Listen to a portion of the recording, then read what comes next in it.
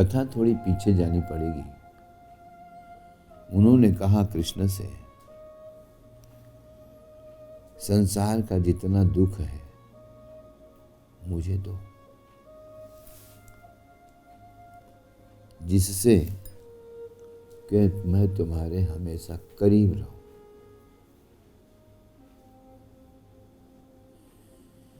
हे कृष्णा, हे कृष्णा, हे कृष्णा, आप ही की चर्चा है। हे कृष्णा।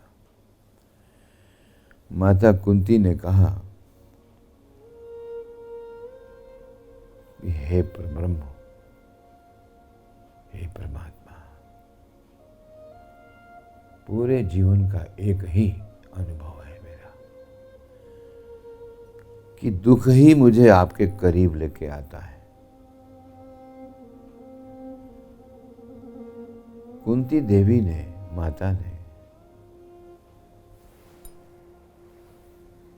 सिर्फ अपनी बात नहीं कही थी, ये शाश्वत सत्य है कि दुख में सुमिरन सब करे। पूरे भारतवर्ष के लोग जानते हैं, सुख में करे न कोई, जो सुख में सुमिरन करे तो दुख काहे को होए नहीं। शाश्वत सत्य बात है ये। लेकिन इस प्रकार का वरदान मांगना और ये कहना कि दुख ही दो, ये बताता है कि दुख मांगने वाले ने सुख जाना ही नहीं।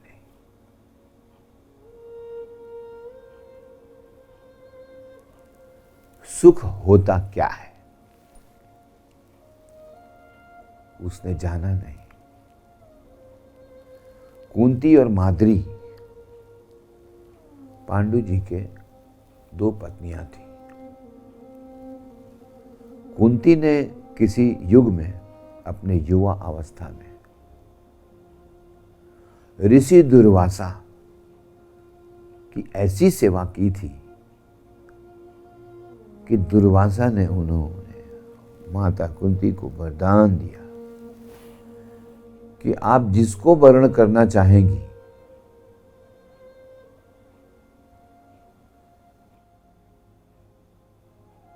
उसे आना होगा,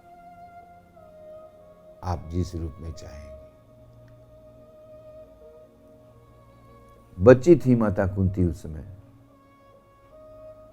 कम उम्र थी। ऋषि दुर्वासा के श्राप को न समझकर उन्होंने सूर्य देव का आवाहन कर दिया। तो बचपन ने उन्हें गिफ्ट क्या दिया? एक पाप, कर्ण। सूर्य पुत्र कर्ण का जन्म हुआ क्योंकि वरदान का परीक्षण करने के लिए उन्होंने सूर्य की आराधना की, उस मंत्र का प्रयोग किया।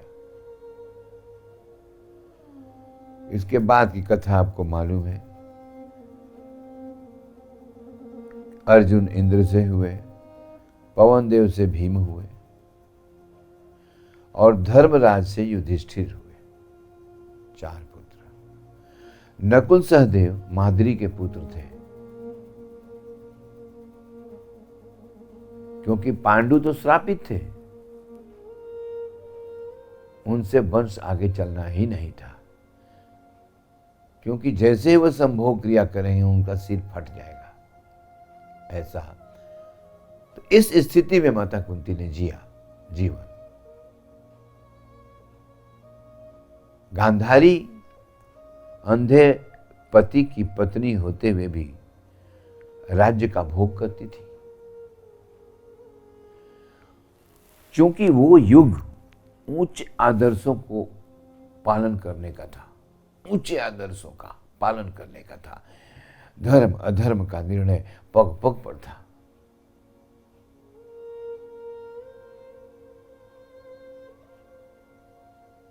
और महान उसी को माना जाता था जो आदर्शों की अधिकतम ऊंचाई पर हो, जैसे भीष्म पितामह, कुंती। अब हम कुंती की बात को थोड़ी देर स्थिर कर जरा सोचें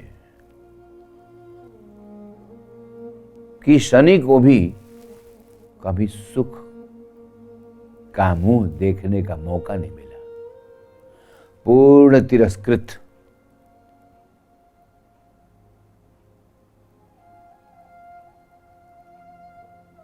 तिरस्कृत और पुरस्कृत दो देवता हैं। जैसे गणेश पुरस्कृत हैं तो कार्तिक पूर्ण तिरस्कृत है, माता ने ही कर दिया। तो जो बार बार सुख की खोज करते करते हर खोज के अंत में दुख ही पाए, तो इससे वो दुखी और अभ्यस्त हो जाता है और सोचता है कि शायद मेरी किस्मत में अब इससे अधिक सुख नहीं है, सुख है ही नहीं मेरी किस्मत में। अब उसे आदत पड़ जाती है, तब वो कहता है कि जब मैंने सुख मांगा तो तूने दुख दिया, और अब मैं तुझसे सुख ही मांगता, रहने दे, सुख मांगूंगा ही नहीं, मुझे दुख दे दे। क्यों? तू जब दुख देगा तो तू मेरे करीब आएगा, ये तेरा वादा है। अजमेर में कौन है? गरीब नवाज। क्यों? धनी नवाज क्यों नहीं है? अब उससे बड़ा धनवान कोई नहीं है, लेकिन वो गरीबों का तारणहार बैठा है। हाँ? कुंती माता जैसा आशीर्वाद वही मांगता है जो तत्व विचारक होता है। एक कथा में आता है कि एक ऋषि थे, भगवान विष्णु की तपस्या कर रहे थे। भगवान विष्णु आए, बोले वर मांगिए। तो ऋषि ने कहा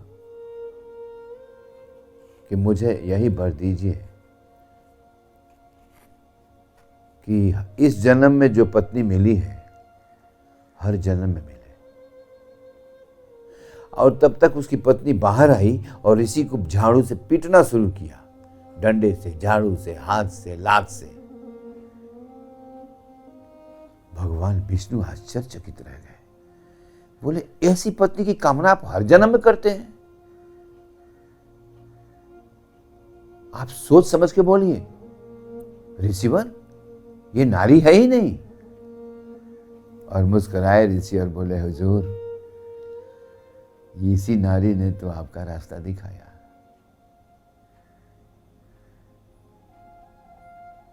ये न होती तो मैं काहे को आपको याद करता। इसीलिए यही वरदान दीजिए, दूसरा वरदान चाहिए भी नहीं। इसका यदि यौगिक विश्लेषण किया जाए कि कौन सी स्थिति है, मन, वाणी, कर्म, मस्तिष्क या जो कह लीजिए, व्यक्ति की ये कौन सी यौगिक अवस्था है जिसमें वो दुख मांग रहा है?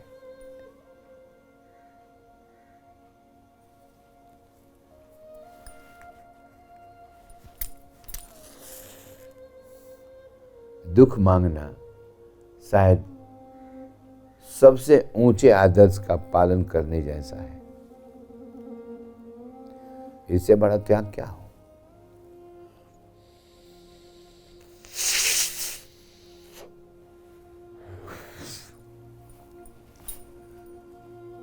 कि सामने बैठा हो जो ब्रह्मांड भी उठा के दे सकता है हथेली पर, हाँ? और हथेली वाला कहे कि नहीं, मुझे नहीं चाहिए वो चीजें जिसमें दुनिया सुख खोजती है, मुझे तो आप वो दीजिए जो अक्सर आप दुनिया वालों को देते हैं, ऐ खुदा तेरी तो आदत है। बुरे लोगों को तू साधन दे देता है और अच्छे लोगों को साधन विहीन करके शनि को पीछे दौड़ा देता है। वो शनि आदमी की लंगोटी भी उठा के फेंक देता है, घर में लड़ाई झगड़ा करवा देता है, संतान शत्रु भाव में आ जाते हैं, जिससे आंख मिल जाती है वही शत्रु बन जाता है, और फिर समाज को छोड़ के वो दूर जंगलों में भाग जाता है और वहां जाकर बाबा बन जाता है, क्योंकि परिणति तो होनी है। भाग रहा है तो कहीं पहुंचेगा और जरूर पहुंचेगा। इस मार्ग पर वो कोई नहीं, कुछ नहीं मिला उस व्यक्ति को जो पता लेकर के खोजा। उस खुदा का पता हो ही नहीं। भटकने वालों को शायद वो मिल जाता है, लेकिन खोजने वालों को नहीं मिलता, जो बुद्धि से खोजते हैं।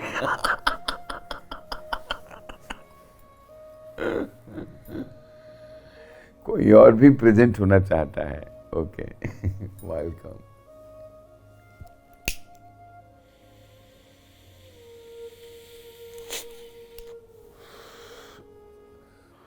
आपका प्रश्न है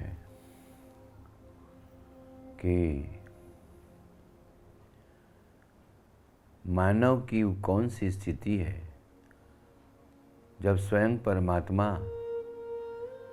जिसमें ब्रह्मांड दे देने की क्षमता है,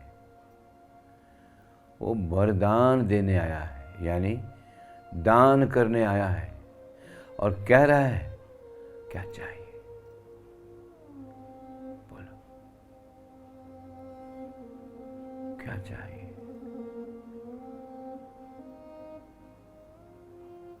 जो चाहे मांग लो, चांद तारे मांग लो, सूरज मांग लो, ब्रह्मांड भी मैं देने की शक्ति रखता हूं, वो भी दे दूंगा।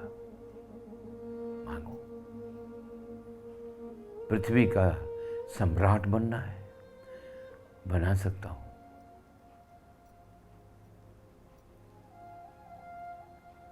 क्या ओशो पृथ्वी का सम्राट नहीं हुआ? नहीं हुआ।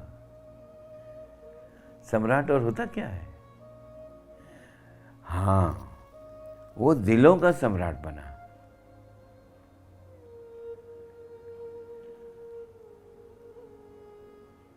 Seven million disciples throughout the world, not in a particular society, not in a particular caste, creed, Hindu, Muslim, Sikh, Isai, nothing.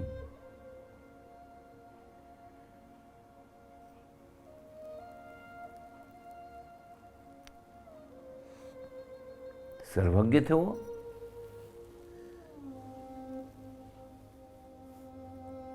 तो क्या इतने बड़े ऐश्वर्य को रखने वाला आचार्य रजनीश भोगी था? हंसी आती है लोगों की नासमझी पर। ये दोनों बातें मिलती हैं। कुंती का दुख मांगना, 18 घंटे तो ओशो अपने कमरे में बंद रहता था। 24 आवर्स में 2 घंटे के लिए वो निकलते थे। तो किसने उन्हें भोग करते हुए देखा? वो कार को बैठ कर ड्राइव कर लिए इसलिए। एक जर्नलिस्ट ने पूछा है वाइल्ड वाइल्ड कंट्री में कि यू हैव 93 रॉल्स रॉयस। वो सब बोलते हैं कि वो तुम्हारा अटेंशन उधर जाए इसीलिए मैंने रखा है। मेरी तरफ से तुम्हारा ध्यान हट जाए। वो कारें फिल्टराइजेशन कर देती हैं कि कौन मेरे योग्य है और कौन नहीं। जो रोल्स रॉयस देखेगा वो तो द्वेष में पड़ेगा, सोचेगा कि बर्बाद कर दो इसको, ये कहाँ से आ गया? इतनी गाड़ियां तो प्रेसिडेंट ऑफ अमेरिका के पास भी नहीं है। उनका बायोडाटा ही ऐसा नहीं है। क्योंकि रॉल्स रॉयस बायोडाटा पर मिलता है, पैसे वाले को नहीं। खैर, ये वरदान मांगना कि हे परमात्मा दुख ही दो, मैं सत्य, मैंने भी हमेशा यही कहा है, लेकिन कुछ अलग तरह से कहता हूं कि संसार का दुख ले ले भगवान, अल्लाह मालिक, तू मालिक है, हम तेरे गुलाम हैं।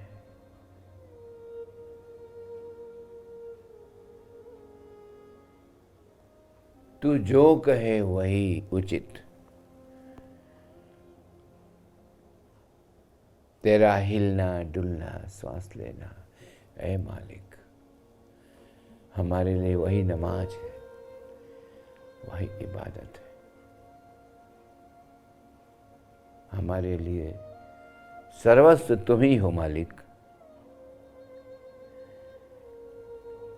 संभवतः संसार का दुख तुम लेके रख ना पाओ तो मुझे दे देना, मैं तैयार हूं।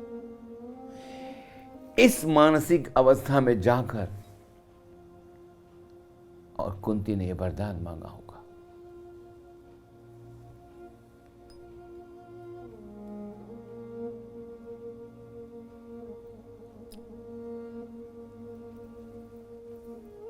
मुझे दुख दे दो कृष्ण। काबिल तारीफ बात यह है कि कृष्ण इस वरदान को मांगने का भेद जानते हैं, सिर्फ कृष्ण।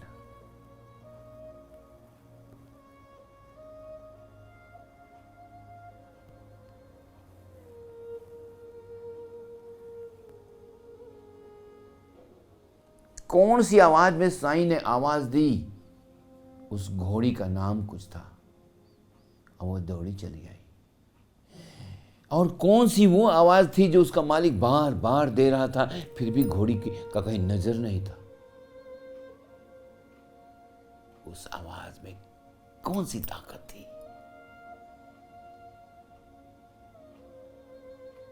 वो आवाज ब्रह्मांड में गूंजने वाली ब्रह्मांडीय शक्ति थी।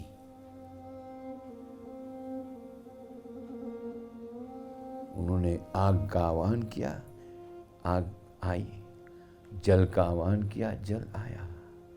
आह्वान में ताकत इतनी ज्यादा थी।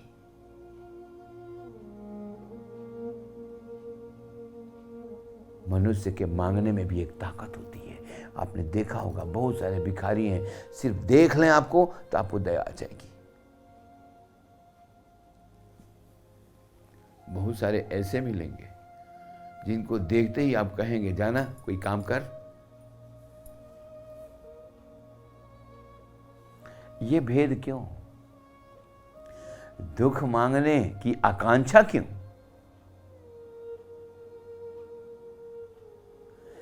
क्योंकि कुंती ने दुख को अपना नियति मान लिया था कि है ही नहीं सुख, तो क्यों बेकार में मांग करके और हम शब्द विहीन झूठे हो जाएं।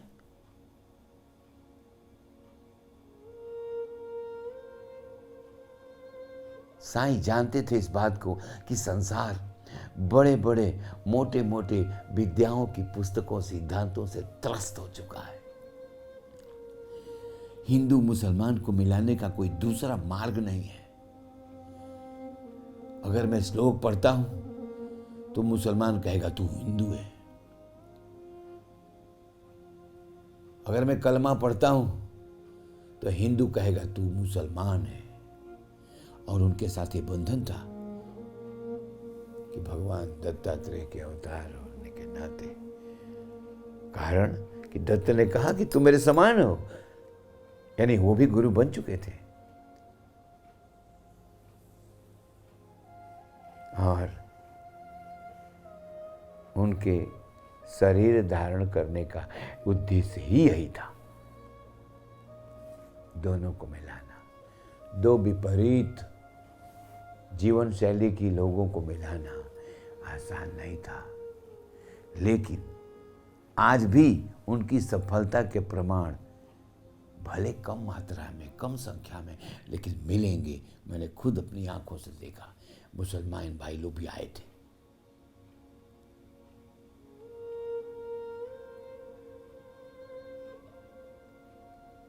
जीवन भर तिरस्कृत रहे साईं, दुख भोगते रहे।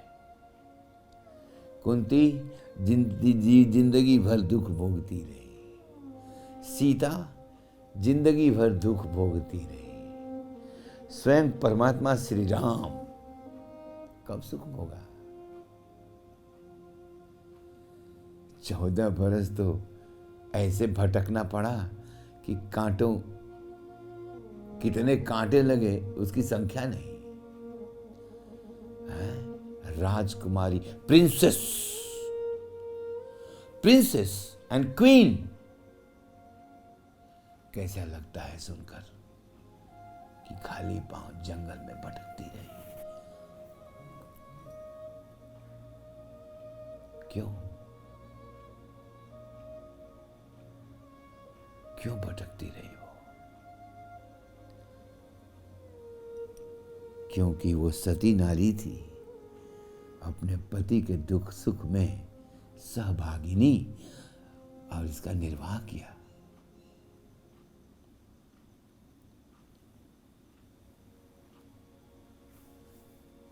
सुखी आदमी इंद्रिय की चपेट में चला आता है।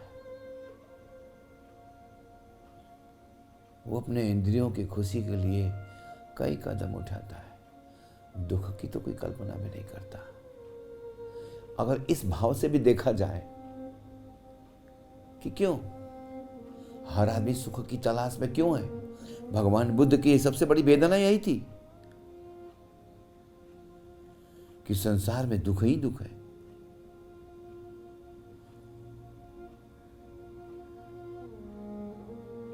दुख का निवारण है, दुख का निवारण संभव है, दुख के सिवा कुछ नहीं है। यही तो उनके आर्य सत्य हैं। आर्य सत्य यानी बुद्ध आर्य थे। तब तक उस तक उनके तक आर्य शब्द का प्रयोग होता रहा। कब हिंदू शब्द आ गया, क्या इतिहास बता सकता है? स्वामी विवेकानंद ने इसको डिस्क्लोज किया था। मैसिडोनिया के डिक्शनरी में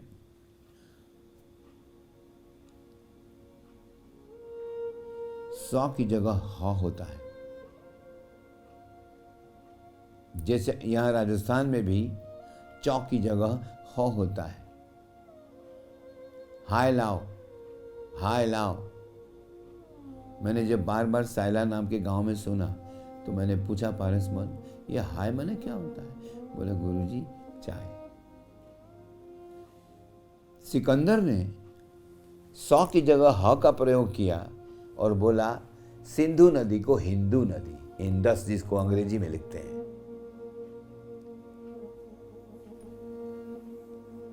और आक्रांता का दिया हुआ हिंदू शब्द आर्यों ने अपना लिया, क्योंकि वो एक आप्त पुरुष का बोला हुआ शब्द था। वो महानतम था, महानतम है, शायद आगे भी रहेगा, शायद आगे रहेगा। निश्चित पूर्वक आगे नहीं रहेगा, क्योंकि वक्त का हर अलग लम्हा कुछ नई परिभाषा गढ़ देता है। कह नहीं सकते कि उसको डिनाउंस भी किया जा सकता है कि he was a terrific man, he was a killer. वक्त जैसे जैसे बढ़ रहा है, आप देखिए हिप्नोसिस भी बढ़ता जा रहा है, रीडिफाइन होने लगा है सब कुछ। बेचारे हिंदुओं को बहुत परेशानी है कि इलाहाबाद नाम क्यों है, कि कितने कागजों पर मिटा मिटा के लिखना पड़ेगा प्रयागराज। Wastage of money. अरे क्या परेशानी थी। मैं आपको एक ऐसी बात बताता हूं, आपको बहुत अच्छी लगेगी। जब मैं बहुत छोटा था तो एक गांव में एक बूढ़े व्यक्ति जो मुझसे बहुत प्रेम करते थे ले गए। उसका गांव का नाम था गुंडी। वो भोजपुर जिला बिहार में वो गांव है। पतली सी गली है, मुझे अच्छी तरह याद है। पतली सी गली है, ज़्यादा से ज़्यादा 2-2.5 मीटर चौड़ी, ज़्यादा कम कह नहीं सकते, झूठा ना शब्द हो। तो दाहिनी तरफ दरवाजे का रंग हरा है, कपाट नहीं है। बाईं तरफ दरवाजे का रंग भगवा है, कपाट नहीं है। आमने सामने मंदिर मस्जिद के दरवाजे, 2-2.5 मीटर का गैप। उस तरफ बैठता था पुजारी, मंदिर की तरफ पुजारी, उस तरफ मौलवी साहब। दोनों बहुत अच्छे लंगोटिया मित्र थे, यार जिसको कहते हैं। और दोनों अपना सुख दुख की बातें करते थे। उसमें धर्म भी था, घटनाएं भी थी, हर प्रकार के विषय होते थे। लेकिन दोनों की मित्रता एक अजीब जगह पर आके मिलती थी। एक कहता था कि पहले मैं मरूंगा तो तू मेरे परिवार की रक्षा करना। दूसरा कहता था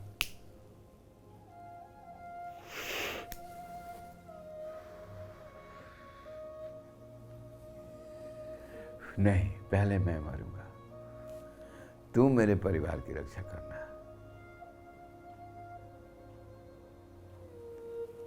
पूरा गांव उन दोनों के सत्संग को सुना करता था। रोज संध्या को इधर मुसलमान बैठते थे, उधर हिंदू बैठते थे। एक उनका प्रतिनिधि गाएगा, तब पर इधर का प्रतिनिधि उस गीत का जवाब देगा। इनकी भाषा उर्दू मिली हुई थी और उनकी भाषा संस्कृत मिली हुई थी, पंडित जी की। और गांव बनता था श्रोता, बल्कि दूर दूर से लोग आके सुनते थे।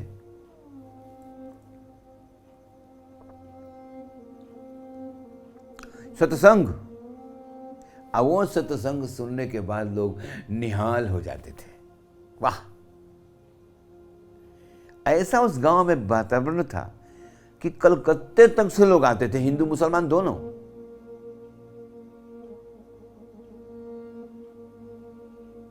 अचानक एक दिन पंडित जी की मृत्यु हो गई। गांव तो रोने ही लगा, उनके सगे संबंधी तो रोने ही लगे। अजीब बात थी कि मुल्ला भी पुक्का फाड़ फाड़ के रो रहा था। अरे चला गया मुझे छोड़ के, बदतमीज बदमिजाज पंडित मुझे छोड़ के चला गया। अरे अब मैं सत्संग किससे करूंगा? अब मैं खुदा की आयतें किसके सामने पढ़ूंगा? ओह, पंडित जी की अर्थी उसी गली से गुजर रही थी।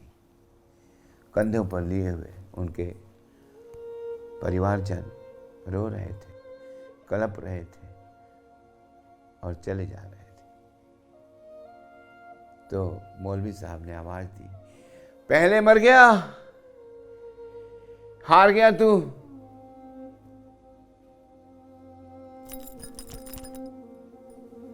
जीत मेरी हुई। और फिर अचानक पंडित बोला, डेड बॉडी। आज भी ये कथा उस गांव में आप सुन सकते हैं।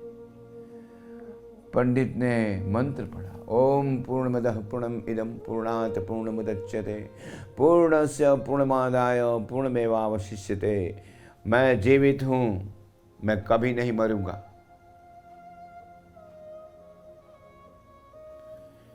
अर्थी को ढोने वाले लोग भयाक्रांत होकर के जमीन पर रख दिया अर्थी और भागे कि ये क्या हो गया। आगे की कथा का कोई प्रमाण नहीं मिलता, लेकिन लोग कहते हैं कि लगभग 1.25 घंटे तक दोनों बात करते रहे।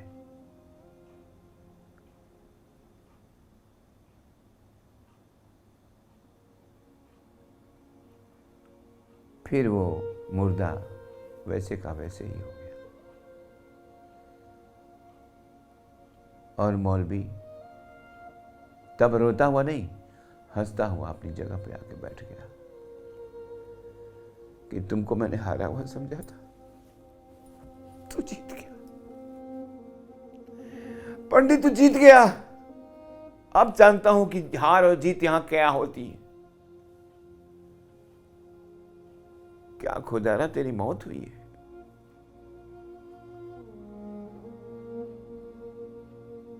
हवा को भी पता नहीं चला तू मर रहा है, और जाते जाते बता गया कि मौत होती नहीं। अल्लाह, रूह की मौत कैसे हो सकती है। वो भारत राष्ट्र था, एक भारत राष्ट्र। ये कथा कैसी लगी? ये सत्य कथा है, सत्य। कोई भी जर्नलिस्ट वहां पहुंचे बता सकता है। सोचने की बात यह है कि इतना विकास, इतनी सभ्यता आगे बढ़ गई और रिश्ते इतने बुरे हो गए। किस लिए? हम लोग अपने को प्रगतिशील कह रहे हैं। We are developing developing developing. What? क्या डेवलपिंग? एक प्रश्न का उत्तर मैं भारतवर्ष से पूछ रहा हूं आपके माध्यम से कि यदि अयोध्या में बीच में एक गैप हो, इस तरफ सरकार मस्जिद बनवाए, इस तरफ राम का मंदिर बनवा दे, आमने सामने दरवाजा हो, और एक ही दिन दोनों का उद्घाटन हो, प्रधानमंत्री मध्य में खड़ा होकर के भाषण दे कि ना मैं इधर का हूं ना मैं इधर का, मैं तो मध्य में हूं, क्योंकि दोनों तुम मेरी संतान हो। लेकिन इतने बड़े विस्तार को अपना संतान मानने की हिम्मत खुदा में ही हो सकती है, मनुष्य में कैसे होगी? वैसे प्रधानमंत्री की आवश्यकता है। जो पिछला भारत, जो अनपढ़ गंवारों का था,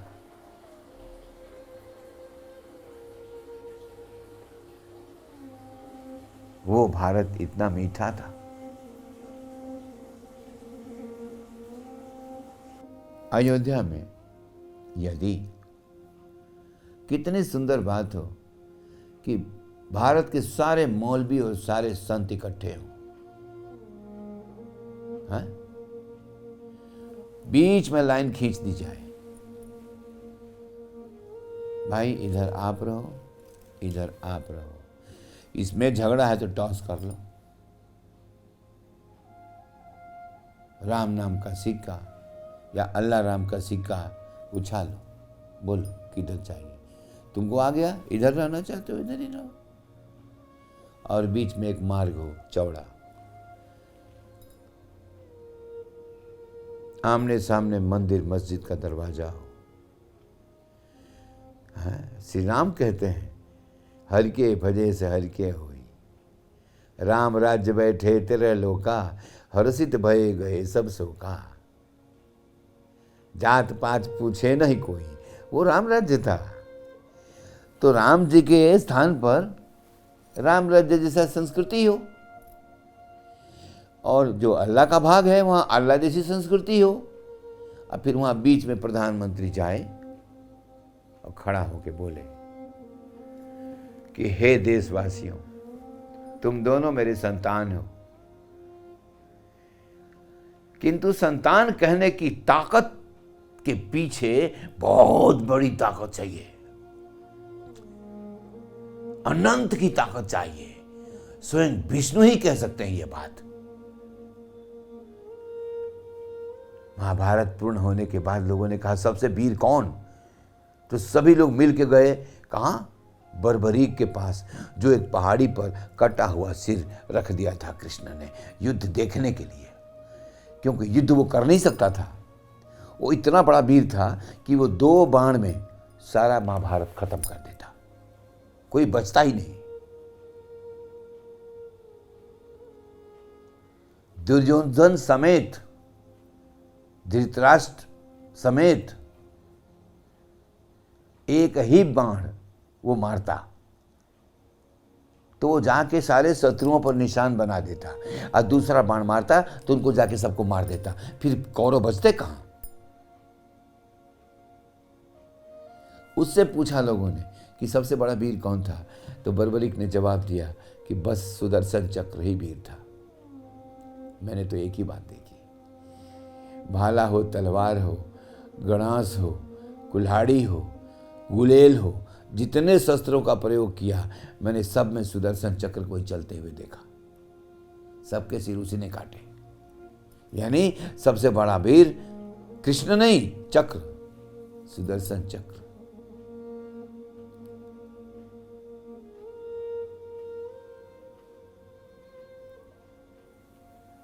तू ही तो इसमें क्या गुफ्तगू। अल्लाह।